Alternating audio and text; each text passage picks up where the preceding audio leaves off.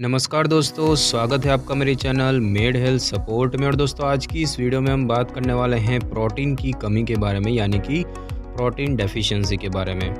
दोस्तों, प्रोटीन की कमी आपके शरीर में तब होती है जब आपके शरीर को पर्याप्त प्रोटीन नहीं मिल पाता। प्रोटीन जो है वो आपकी मांसपेशियों के लिए, त्वचा के लिए, एंजाइम के लिए, हार्मोन्स के लिए बेहद आवश्यक होता है। इसके अलावा यह शरीर के ऊतकों के लिए भी महत्वपूर्ण होता है। तो शरीर की विभिन्न गतिविधियों के लिए आपकी जो बॉडी है वो प्रोटीन का इस्तेमाल रोज़ाना करती है। शरीर के विकास और हर हिस्से को संतुलित बनाए रखने में प्रोटीन का इस्तेमाल होता है। त्वचा, बाल, पाचन क्रिया और रोग प्रतिरोधक क्षमता सबके लिए प्रोटीन आवश्यक होता है। प्रोटीन एक रूप से दूसरे रूप में परिवर्तित होता है और आपको पता होना चाहिए कि गर्भावस्था के दौरान और छोटे बच्चों के लिए प्रोटीन की बहुत अधिक आवश्यकता होती है। यदि आपके शरीर में प्रोटीन की कमी है तो शरीर ठीक ढंग से काम करना बंद कर देता है और पोषक तत्व की कमी प्रोटीन की कमी का एक मुख्य कारण होता है। और यह उन बच्चों में होता है जो पर्याप्त मात्रा में प्रोटीन, कैलोरी, कार्बोहाइड्रेट्स और अन्य पोषक तत्व नहीं खाते हैं। और ऐसा अक्सर गरीबी और भोजन की कमी की वजह से होता है। इसके अलावा पोषक तत्वों के बारे में कम जानकारी भी प्रोटीन की कमी का कारण बनता है। प्रोटीन की कमी की वजह से सूजन, वजन कम होना, घाव को ठीक होने में अधिक वक्त लगना, सिर दर्द और नींद ना आना वगैरह जैसी परेशानियां हो सकती हैं। और प्रोटीन के सबसे अच्छे स्रोत हैं मीट, डेयरी, अंडा और मछली। इसके अलावा बीन्स और बीज में भी प्रोटीन्स मौजूद होते हैं। प्रोटीन की कमी की वजह से स्वास्थ्य से संबंधित कई परेशानियां हो सकती है। इसके साथ ही साथ प्रोटीन कम मात्रा में लेना भी आपके लिए नुकसानदायक साबित होता है, क्योंकि इससे आपके शरीर में परिवर्तन होता है। प्रोटीन की कमी की वजह से पित्त में पथरी, गठिया, मांसपेशियों में कमजोरी और हृदय से संबंधित परेशानियां भी होती है।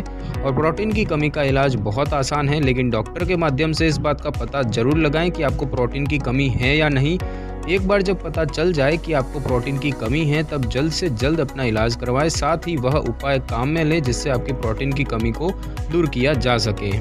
अब दोस्तों, बात करें अगर प्रोटीन के खुराक की, तो दोस्तों प्रोटीन आपके शरीर के लिए बहुत अधिक आवश्यक होता है। यदि आप अपने आहार के माध्यम से पर्याप्त प्रोटीन नहीं प्राप्त करते हैं तो आपको स्वास्थ्य से संबंधित कई प्रकार की परेशानियों का सामना करना पड़ सकता है।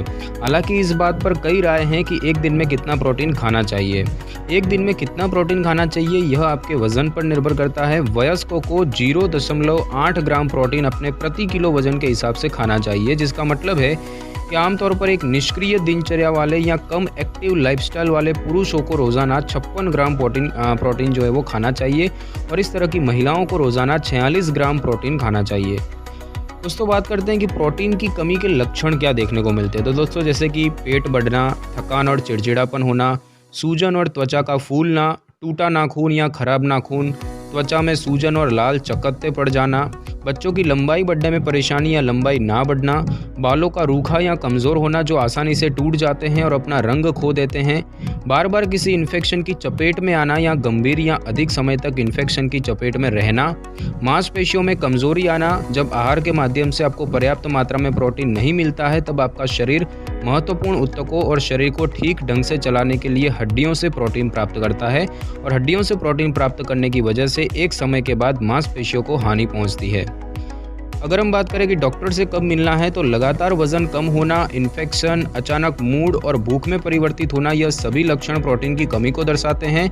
तो यदि आप इनमें से कोई भी लक्षण महसूस करते हैं तो डॉक्टर से संपर्क जरूर करें। दोस्तों, अब हम बात करते हैं कि प्रोटीन की जो कमी है वो क्यों होती है। तो दोस्तों, प्रोटीन की कमी का मुख्य कारण होता है कि पर्याप्त मात्रा में भोजन प्राप्त ना होना। और कुछ और कारणों की वजह से लोगों को पर्याप्त भोजन प्राप्त नहीं होता है, जैसे कि खाने में परेशानी होना या कोई भोजन विकार होना, आहार के बारे में शिक्षा की कमी होना, कुछ इस प्रकार की दवाइयों का सेवन करना जो शरीर द्वारा किए जाने वाले पोषक तत्वों के अवशोषण को रोकती है, या फिर ऐसी कोई चिकित्सकीय स्थिति जिसकी वजह से आपके शरीर में कैलोरी की आवश्यकता अधिक बढ़ जाए, या फिर सूखा या अकाल या फिर गरीबी में रहना। दोस्तों, प्रोटीन की कमी होने का जोखिम जो है वो किस वजह से बढ़ता है। तो अगर किसी को किडनी की बीमारी है, लंबे समय से शराब का आदी है, अपर्याप्त आहार ले रहा हो, 1 वर्ष से कम उम्र के बच्चे को सही तरीके से स्तनपान ना करा रहे हों, जलना या फिर अन्य घाव जिसकी वजह से असामान्य रूप से शरीर से प्रोटीन कम हो जाता है, इन्फेक्शन जैसे कि खसरा, दस्त और आंत से संबंधित रोग, इन बीमारियों की वजह से शरीर की भोजन में से पोषक तत्व ग्रहण करने की जो क्षमता है वो कमज़ोर हो जाती है। साथ ही साथ जन्मजात असामान्यताएं जैसे कि क्लेफ्ट पैलेट और क्लेफ्ट लिप यानी कि होठ का 2 भागों में कट जाना वगैरह, इनसे भी खाना खाने में परेशानी होती है और इस कारण श्वसन तंत्र में इन्फेक्शन भी हो सकता है और इस स्थिति के कारण इन्फेक्शन के साथ साथ पर्याप्त मात्रा में भोजन ना कर पाना जैसी जटिलताएं भी विकसित होती है। साथ ही साथ स्तनपान करने वाले कमज़ोर शिशुओं प्रोटीन की कमी का खतरा जो है वो स्तनपान करने वाले बच्चों में अक्सर देखा जाता है, क्योंकि कमज़ोर नवजात शिशु अच्छे से स्तनपान नहीं कर पाते हैं और अच्छे से स्तनपान न करने की वजह से शिशु को चम्मच से दूध पिलाया जाता है। कमज़ोर शिशु को मां के दूध की आवश्यकता सामान्य शिशु की तुलना में अधिक होती है और अधिकतर समय में कमज़ोर शिशु पर्याप्त रूप में स्तनपान नहीं कर पाते और जिसकी वजह से प्रोटीन की कमी का खतरा अधिक रहता है। अब दोस्तों बात करते हैं कि इससे बचाव कैसे किया जा सकता है। तो दोस्तों नवजात शिशु को अधिक से अधिक स्तनपान कराने से कुपोषण का खतरा कम होता है। शाकाहारी भोजन करने वाले लोग इस बात का ध्यान रखें कि अपने आहार में पर्याप्त मात्रा में प्रोटीन खाएं। प्रोटीन की कमी से बचने के लिए पर्याप्त मात्रा में कैलोरी और प्रोटीन युक्त खाद्य पदार्थ खाएं। आप जितनी बार भोजन करें उतनी बार पर्याप्त मात्रा में प्रोटीन खाएं। साफ सफाई का ध्यान रखना आपको कई प्रकार की बीमारियों से बचाता है। साफ सफाई का ध्यान न देना और स्वच्छ न रहने से आप इन्फेक्शन की चपेट में आते हैं। कुपोषित लोग यदि स्वच्छता पर ध्यान नहीं देते हैं तो उनको इन्फेक्शन का खतरा अधिक बना रहता है। प्रोटीन की कमी दूर करने के लिए संतुलित आहार खाएं। फल और सब्जियों से आपको पोषक तत्व और कई प्रकार के खनिज प्राप्त होते हैं जो आपको कुपोषण से बचाते हैं। कुपोषित लोगों को बार बार डिहाइड्रेशन और दस्त की समस्या तो नहीं हो रही, इस बात का पता लगाना बहुत ज़रूरी होता है। अधिक ताप में खाना पकाने से बैक्टीरिया नष्ट हो जाते हैं जो भोजन को ठंडा करने और खाने से पहले गर्म करने में मदद करते हैं। जहां स्वच्छ पानी पीने को आसानी से नहीं मिलता है वहां पानी को पीने, खाना बनाने और नहाने से पहले उबाल लेना चाहिए और ऐसा करने से पानी की वजह से होने वाली जो बीमारी है उनसे बचा जा सकता है। अगर हम प्रोटीन युक्त तो कुछ खाद्य पदार्थ की बात करें तो उसमें है मछली या सी फूड, चिकन, कम वसा वाला दूध, पनीर, अंडा, बीन्स, बादाम, काजू, ओट्स, ब्रोकली, मूंगफली, सोयाबीन, राजमा, चना, नारियल, गाजर, केला वगैरह। दोस्तों अगर हम बात करें कि इसका निदान कैसे किया जा सकता है तो दोस्तों प्रोटीन की कमी का पता लगाने के लिए शारीरिक परीक्षण की आवश्यकता होती है जिसमें आपके लीवर के बारे में पता लगाया जाता है। शारीरिक परीक्षण के साथ साथ आपको खून की जांच भी करवानी पड़ सकती है जिससे आपके खून में प्रोटीन के स्तर का पता चलता है। इसके अलावा डॉक्टर किसी भी प्रकार के कुपोषण का पता लगाने के लिए कई प्रकार के टेस्ट करवाने को बोल सकते हैं, क्योंकि कुपोषण की वजह से आपके शरीर में गंभीर रूप से प्रोटीन की कमी हो सकती है। अन्य रोगों की उपस्थिति की जांच करने के लिए और उनके इलाज में मदद करने के लिए लैब टेस्ट किए जाते हैं और ये लैब टेस्ट रोगों के इलाज में मदद करते हैं।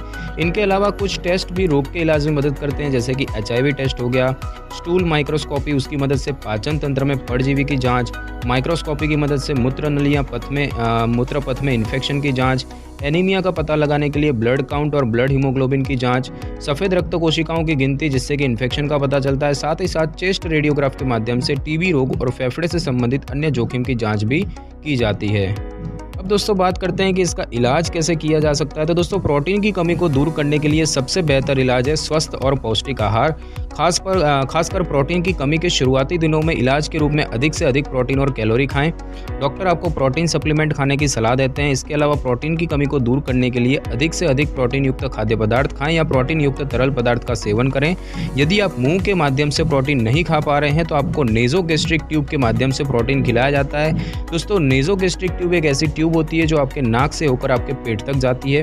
डॉक्टर मल्टीविटामिन सप्लीमेंट खाने की सलाह दे सकते हैं। इसके अलावा कुछ ऐसी दवाइयां लिख सकते हैं जिससे आपके भूख में सुधार आती है और यदि लक्षण बहुत अधिक गंभीर है तो आपको अस्पताल में भर्ती होना पड़ेगा। और इसके अलावा विटामिन और खनिज की सप्लीमेंट कई महीनों तक खानी चाहिए। और अगर हम दोस्तों बात करें कि प्रोटीन की कमी से कौन कौन से रोग हो सकते हैं तो दोस्तों फैटी लीवर या लीवर की कोशिकाओं में फैट जमा हो सकता है। पर्याप्त मात्रा में प्रोटीन न लेने से आपकी हड्डियां कमज़ोर हो सकती है जिससे फ्रैक्चर का खतरा बढ़ जाता है। बच्चों की लंबाई रुक जाती है। प्रोटीन मांसपेशियों के साथ साथ हड्डियों और शरीर के विकास के लिए भी बेहद उपयोगी होता है। इन्फेक्शन का खतरा रहता है। प्रोटीन की कमी की वजह से आपकी रोग प्रतिरोधक क्षमता कमज़ोर हो सकती है। रोग प्रतिरोधक क्षमता कमज़ोर होने से इन्फेक्शन का खतरा बढ़ जाता है और प्रोटीन की कमी से रोग प्रतिरोधक क्षमता कमज़ोर होना सामान्य बात है। घाव को ठीक होने में अधिक वक्त लगता है। घाव को ठीक होने या नई कोशिकाओं को बनने, ऊतकों के विकास, त्वचा और रोग प्रतिरोधक क्षमता के लिए पर्याप्त मात्रा में प्रोटीन की आवश्यकता होती है। और यदि आपको ठीक तरीके से नींद नहीं आ रही है या नींद में किसी प्रकार की समस्या है तो यह प्रोटीन की कमी से भी संबंधित हो सकता है। प्रोटीन की कमी की वजह से कुछ लोगों को सांस लेने में परेशानी और हृदय रोग की समस्या भी हो सकती है। तो दोस्तों आज की इस वीडियो में बस इतना ही। अगर आपको वीडियो अच्छी लगी हो तो वीडियो को लाइक और शेयर करें और कमेंट करना बिल्कुल भी ना भूलें। और अगर आप हमारे चैनल पर नए हैं तो चैनल को सब्सक्राइब करके बेल आइकन के बटन को ज़रूर क्लिक कर लें ताकि मेरी हर नई वीडियो की नोटिफिकेशन सबसे पहले आपको मिल सके। Thanks for your time.